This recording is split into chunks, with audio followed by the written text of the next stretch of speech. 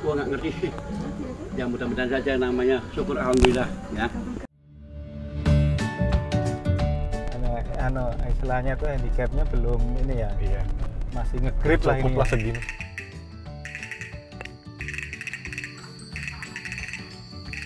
Beli berbagai macam kebutuhan termasuk ikan di daerah sini. Zamannya yaitu zaman Mongol. Di belakang kita ini view-nya cukup bagus, keren banget. Outstanding line. Kapolda inilah lebarnya sungai kayak gini, Bu. Ya. Ternyata ini ada kopi. Ya. Wih. Ya.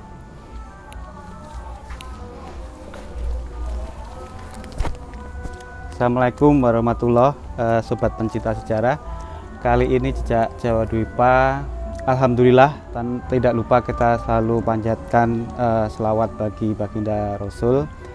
Kita sekarang berada di makam yang mulia Sunan Gunung Jati di atau Syarif Hidayatullah di Astana Gunung Sembung. Kesempatan yang tentunya sangat langka dan berharga sekali kita bisa di tempat ini pada bulan Ramadan ya Pak ya. Jadi kali ini kita ditemani oleh Bapak siapa Pak? Bapak Yakub. Bapak Yakub. Sebelum kita take frame ini banyak sekali informasi yang sejarah yang kita tahunya dari buku Pak. Baca buku dan ternyata Bapak bisa sampaikan sangat di luar kepala gitu Pak ya.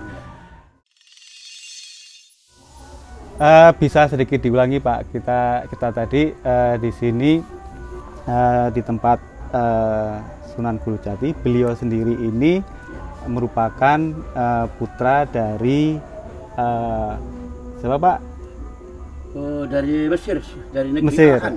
Dari Al-Khan atau Sultan Mesir ya, Bapak beliau Sultan Mesir, putra dari Nurul Alim. Nurul Alim yang artinya masih Sayyid ya Pak ya, Sayyid artinya memang keturunan Nabi. Nabi, betul. Jadi kalau ke atasnya ini ada yang waliullah Jamaluddin Akbar Al-Husain. Itu yang leluhur satu garis leluhur yang Jamaluddin Akbar Al-Husain ini juga mempunyai satu cucu, itu juga Syekh Kuro yang ada di Kerawang. Jadi pada dasarnya merupakan waliullah yang beda generasi, tetapi semuanya ini adalah pensiar agama Islam yang sangat kita kagumi, yang bisa mengislamkan Tatar Sunda ya Pak ya, untuk kita jadi Indonesia.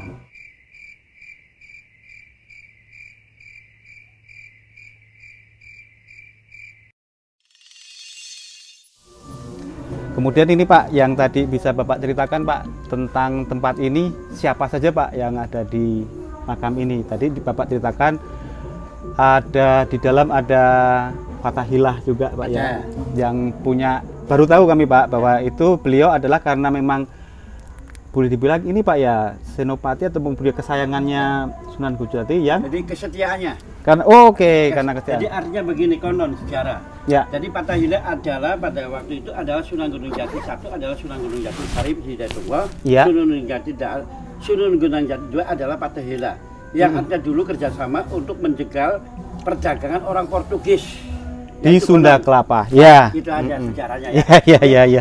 Artinya kebenarannya Allah a'lam ya. Allah a'lam ya. Nah, gitu aja. Jadi Bapak nggak bisa karena makomnya saya dengan makom wali itu jauh. Namanya sejarah. Mudah-mudahan jadi kebenaran aja gitu. Iya. Jadi kalau kita ngomong, wah itu nggak bisa. Iya. Bapak nggak bisa. Nggak apa-apa. Insya Allah namanya sejarah. Yang kita tahu ya Pak ya. Makanya kalau ada di buku pelajaran sekolah, Fatahillah adalah Sunan Gunung Jati, ya tidak. Fatahillah adalah. Kemudian di sini juga banyak makam dari para Ki Gede. Ki Gede itu istilahnya Mangkubumi dari kerajaan di sekitar sini pada waktu itu ya, betul, Pak ya. Betul. Jadi di sini ada termasuk tadi Pak ibunya Nyi Ratu Subang Larang itu apakah di sini juga Pak? Ki Gedeng Tapa. Ada di dalam. Oh, di dalam juga. Ya, di dalam ada. Iya. Ki Gedeng Tapa gitu. Ki Gedeng Tapa. Jadi kalau dari ini sangat terkenal sekali pada waktu zaman Syekh Kuro dan Syekh Nurjati berdakwah pertama kali di sini itu disambut baik ya Pak, ya, betul, oleh Ki Gendeng Sapa, saking baiknya beliau dan kagumnya dengan agama yang dibawa oleh para wali Syekh Kuro maupun Nurjati ini, hingga putrinya dititipkan ya Pak ya, untuk dididik. Itu info-info seperti ini Pak, itu di buku atau di literatur kadang-kadang nggak ada Pak. Ini. Terus Pak, kita di seberang Astana Gunung Sembung ini, di seberangnya ada yang disebut Pak, makamnya Syekh Datuk Kafi. Syekh Datuk Kafi. Itu nama tempatnya Amparan Jati. Amparan Jati.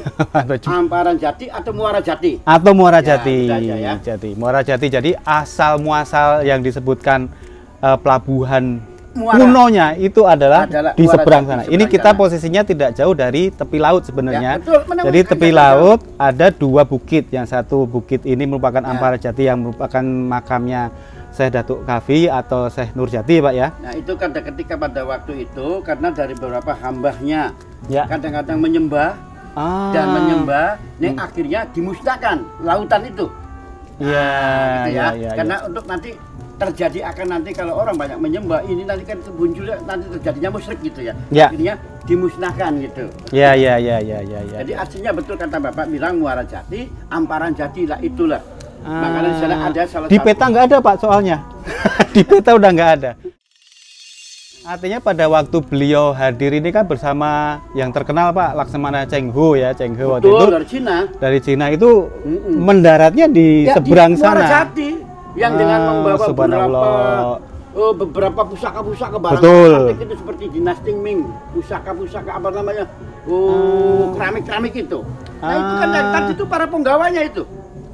Yang tadi itu yang para penggawanya Ratu Ongtin. Ratu Ongtin yang pengawalnya gitu. Nah, penggawa artinya kan dari bahasa Jawa. Pengiring Pak ya. Pengiring gitu. Pengiring. Ya yang nampingin gitu. Ya.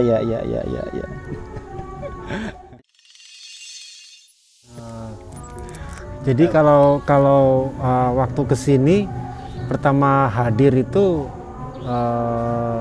Ki Gendeng Tapa sudah mangku di sini dulu ya. Betul, namanya tempatnya juga ini ya.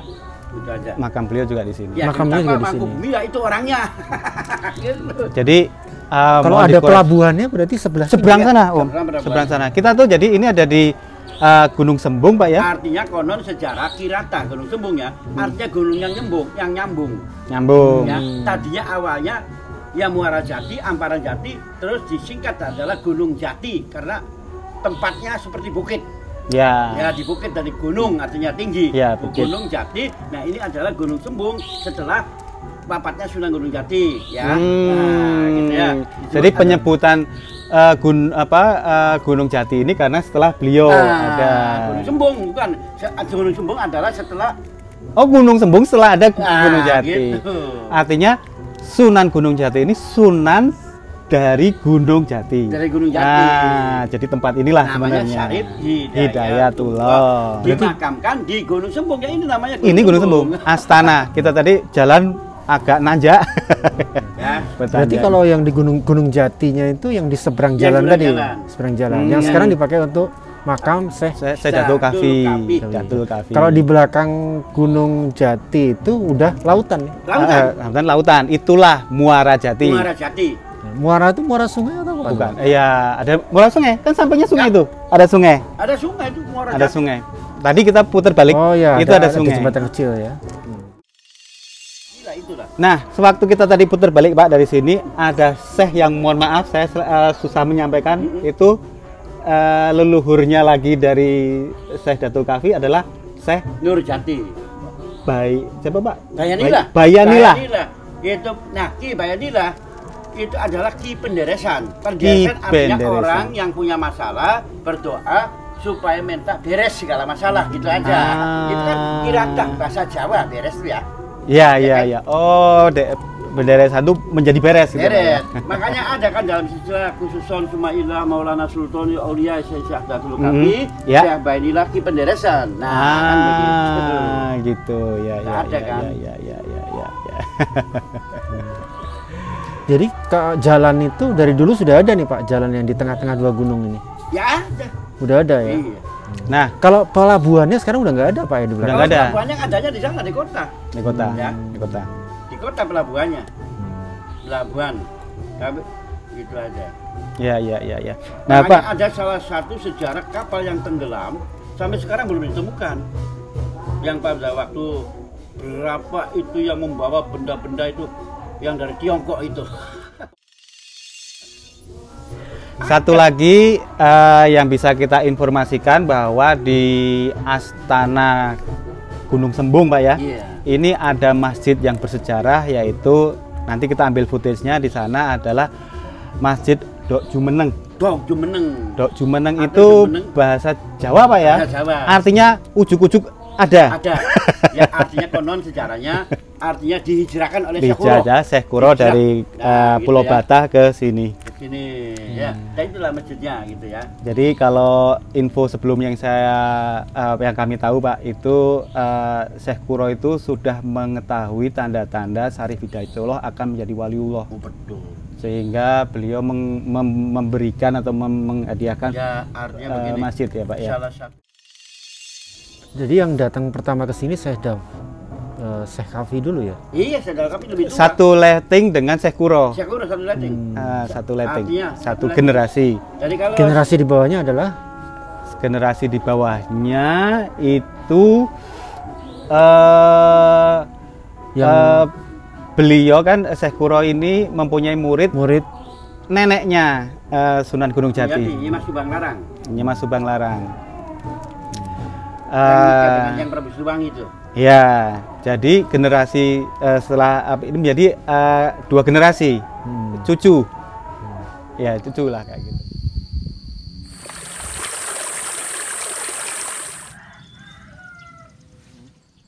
Cuma mungkin masih agak tutup kabut ya Om Hanif ya. Nah, Nyimas Subang Larang punya anak 3 bersaudara. Yang pertama Raden Walangsungsang punya gelar Mbaku Cirebon Cakrabuana. Terus adiknya namanya Nyimas Rasantang Sari Pamudaim, ibunya Sunan Gunung Jati. Ya. Yang ketiga Prabu Kian Santang yang punya gelar Sunan Rahmat Suci yang dimakamkan di Godok Sunan Rahmat Suci. Godok di mana, Pak? Di Garut. Oh, Garut. Nah, Ya. yang Beliau salah satu- siarnya di Yang salah Garut. satu dari mulai pertama awal berseberangan. Setelah masuk Islam dikasih gelar Sunan Rahmat Suci. Gelarnya Islamnya. Prabu Kian Santang itu adiknya Raden Walangsungsang. Adiknya Walangsungsang, adiknya Lara Santang. Nyi Adiknya Lara Lara Santang. Santang, putra dari yang Prabu Siliwangi. 3 bersaudara. Yang salah satu berseberangan itulah. Jadi yang ini Pak kalau kaitannya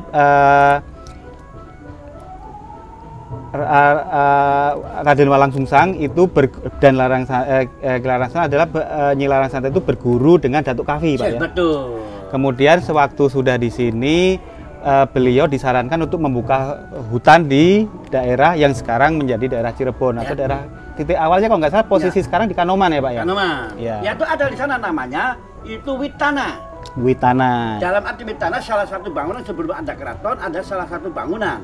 Ya. Itu untuk tempat tapakurnya Raden Walangsungsang atau Mbaku Cirebon Cakrabuana.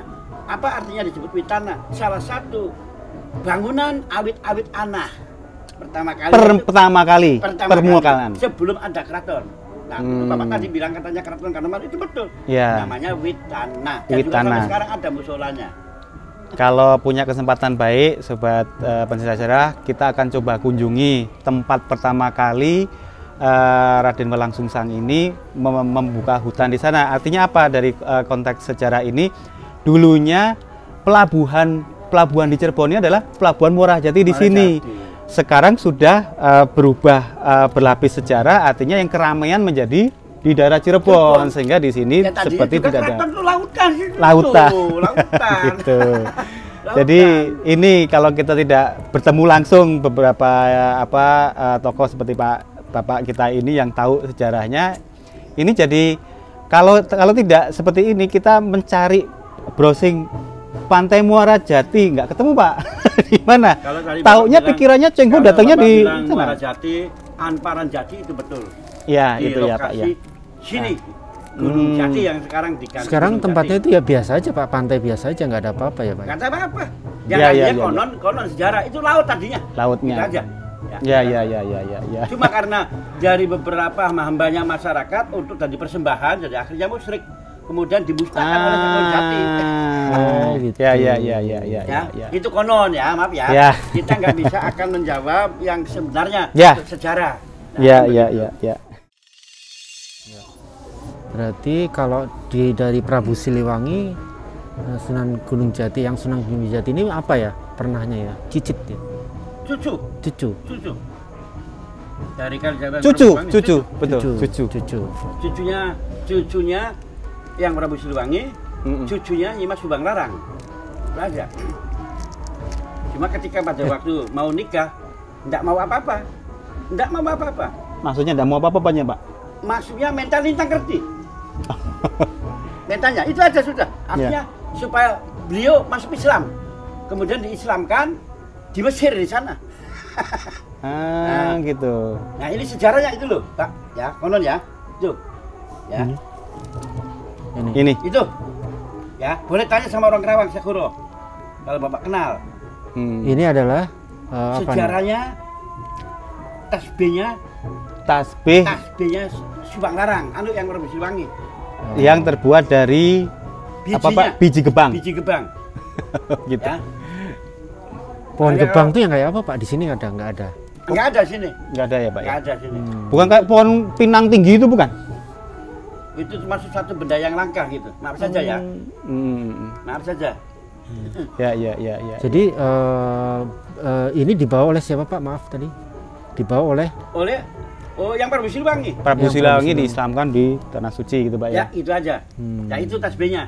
Lintang kerti ya itu, lintang kerti itu. Mental lintang kerti artinya Lintang kerti. Lintang kerti itu supaya masuk Islam dengan baca syahadat. Ya. Nah, itulah tasbihnya. Ya. Terus berarti Prabu Siliwangi putranya adalah Raden Walang Sungsang. Raden Walang Sungsang. Ada di dalam juga? Ada di dalam. Cakrabuana. Raja Walang Sungsang itu nama lahir. Setelah dia Cakrabuana adalah Mbaku Cirebon. Ya, setelah membuka adiknya adalah Nyimas Rara Santang. Namanya. Ibunya. Nah, Pak, ibunya beliau Sunan Gunung Jati itu makamnya ada di mana, Pak? Dalam. Di dalam juga? Di dalam. Berarti kalau yang di dekat Kerawang itu makom mungkin Pak ya? Pernah di sana ya? Artinya. Itu katanya konon. Maaf ya, ini sejarah orang Kerawang sendiri mengatakan bahwa di sana tidak ada makamnya Subang Larang. Adanya di pelabuhan. Oke, itu Subang Larang. Subang Larang. Kalau Nyimas Rara Santang? Di sini. Oh, di sini juga. Di sini. Raden Walang Sungsang, Nyimas Santang berdampingan di sini. Jadi Uwak dan adiknya aja yang di Garut itu ada di sini. Adiknya yang di Garut. Santang itu yang di Garut. Karena pada waktu dulu berseberangan. Berseberangan masalah agama gitu aja. Ya. Salah satu pendekar Perbukian Santang itu kan ada di TV. Ya. Itu lebih ke pendekar. Sifatnya sobut dan takabur. Dengan abdilalanya ketemu dengan salah satu orang tua diajak. Ya kalau zaman sekarang diajak perkelahian gitu. Cuma kan tahu dia udah nggak bilang katanya saya nggak bisa gelut, tancap aja kayu. Bisa cabut nggak gitu? Saya cabut nggak, akhirnya ternyata nggak bisa dicabut, baru tunduk loh. Sama dengan ketika pada waktu Sunan Kalijogo, Said Abdurrahman, Raden Syahid, ya kan, salah satu pembunuh. Ada salah satu orang yang mau dibunuh, siapa yang mau dibunuh? Ya. Tahu nggak? Siapa? Yang mau dibunuh oleh Said Abdurrahman, tukang pembunuh. 99 yang pembunuh, tinggal satu lagi 100. Saya takut salah Pak, mau cobain Pak. Nggak apa-apa. Sunan Bonang. Sunan Bonang. Ya. Kalau Sunan Bonang yang saya ini Pak, itu kan beliau ini dari Cina itu. Beliau, iya betul, dari Cina. Beliau ini kan yang waktu Sunan Kalijogo mau merampok.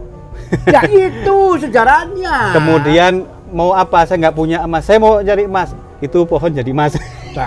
namanya benar ini, benar nih. Ya kita ngomong kan seperti ya Sunan Kali tadinya bukan Sunan Kalijogo. Iya, setelah itu Pak, setelah itu baru saya mau berguru. Kalau kamu serius berguru, kamu bermeditasi bertapa di samping kali. Betul. Nanti setelah ini saya akan ke sini. Lupa Pak, setelah lama. Harus menjaga menjaga sungai Kalijogo. Makanya disebut Sunan Kalijogo juru bertapa. Gitu aja ya. Karena ketika pada waktu yang mau dibunuh adalah yaitu Sunan Bonang itu. Sunan Bonang. Oh iya. Ya mau dibunuh ya. Kalau saya tadi bukan yang bunuh Pak, mau dirampok. Iya, tapi bunuh. Iya. Mau dibunuh karena itu tinggal satu lagi yang itu kan tukang pembunuh tadinya kan Syarif Abdurrahman. Ya, Syarif Abdurrahman itu ketika pada waktu itu sejarah dengan Nyi Roro Kidul. Ya. Nah, akhirnya kan tahu siapa Nyi Roro Kidul itu. Loh ya, tahu kan apa di tempat itu kan ada labang kuresnya kan begitu. Akhirnya ketahuan gitu oleh Syarif Abdurrahman. Memang salah satu wali Jawa yang paling sakti. Iya. Sunan Kalijogo adalah wali sakti wali Jawa itu, ya, yang paling sakti. Dan dia umurnya panjang ya Pak ya. Generasinya sampai beberapa. Ada. Sunan Gunung Jati bukan orang Jawa, orang Mesir loh. Iya, anaknya putra Mesir. Bahkan beliau itu bukan ada di. Beliau sebenarnya ditawari untuk menjadi raja Mesir Pak ya. Tapi diberikan ke adiknya sebagai ganti tatanya. Syarif Nurullah Pak ya. Syarif Nurullah. Subhanallah ceritanya. Jadi itu Syarif Nurullah itu antara 3 bersaudara, Syarif Datumbo, Syarif Nurullah dan Syarif Babungboh. 3 bersaudara. Ketika pada waktu bapaknya Sunan Gunung Jati, kemudian dibawa oleh ibunya kemari. Ya. Ibunya dibawa oleh Sunan Gunung Jati, ayo kita pulang ke Jawa gitu aja. Pak maaf nyun sewu, ini suaranya biar jelas Pak di sini Pak. Ini mic Pak.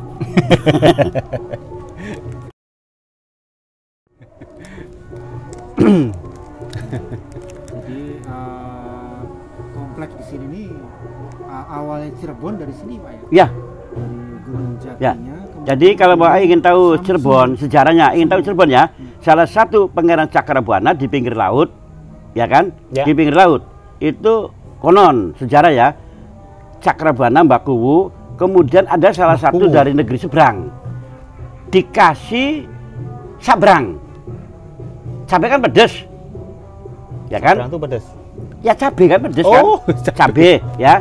Terus karena akal pokalnya Mbakuwu itu orang sakti hingga apa namanya? Cabai dikasih bumbu, dikasih terasi, ya, paham nggak? Ya. Terus dimakannya enak. Ya. Makanya di sini paling dikenal adalah terasi Cirebon atau udang Cirebon. Nah itu otaknya Mbakuwu sejarah ketika pada waktu Mbakuwu lagi di pinggir laut dijajah orang dari tanah sabrang. Artinya racun gitu. Nah akhirnya karena akal pokalnya Mbakuwu itu memang orang sakti, ya, Raden Walang Sungsang tuh. Raden Walang Sungsang. Mbakuwu itu Raden Walang Sungsang. Itu nama lahirnya.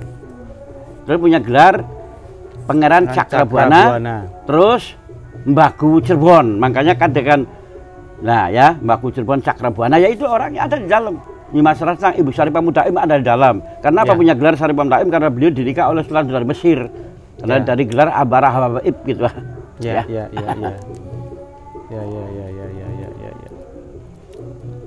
Apa sudah cukup Pak barangkali? Ya. Kita tutup dulu Pak. Terima kasih ini Bapak atas info-infonya yang sudah Pak Pak Yakub Pak. Ya. Insya Allah mudah-mudahan saja, maaf saja ya, ini apa yang saya sampaikan mudah-mudahan saja menjadi kita kebenaran sedikit gitu aja ya. Ya, menjadi info yang sangat berguna. Kita menyampaikan lebih kita konon benar ya nggak bisa ya karena yang namanya sejarah konon ya. Ya, insya Allah bermanfaat buat semua sobat pencinta sejarah dari Jawa Dwipa. Ya kalau Bapak seorangnya sifatnya transparan, kadang-kadang diwawancarai oleh dari kalangan-kalangan mahasiswa begitu ya, mahasiswi. Soalnya ini Pak penting sekali berbagi ilmu ke generasi berikutnya karena saksi-saksi atau pengetahuan Bapak ini barangkali ada salah satu kesalahan apa yang disampaikan ya mohon maaf ya, karena Bapak juga manusia awam ya. Jadi artinya sedikit kita bisa menyampaikan konon ya, artinya konon ya, artinya gitu aja. Insya Allah bermanfaat semua. Terima kasih sudah mengikuti channel kita untuk trip kali ini ke Astana Gunung Sembung. Jika menyukai konten atau hal-hal seperti ini, tolong berikan subscribe dan share-nya sehingga kami mempunyai energi yang cukup untuk selalu menggali info-info sejarah yang berguna. Terima kasih. Wassalamualaikum warahmatullahi wabarakatuh.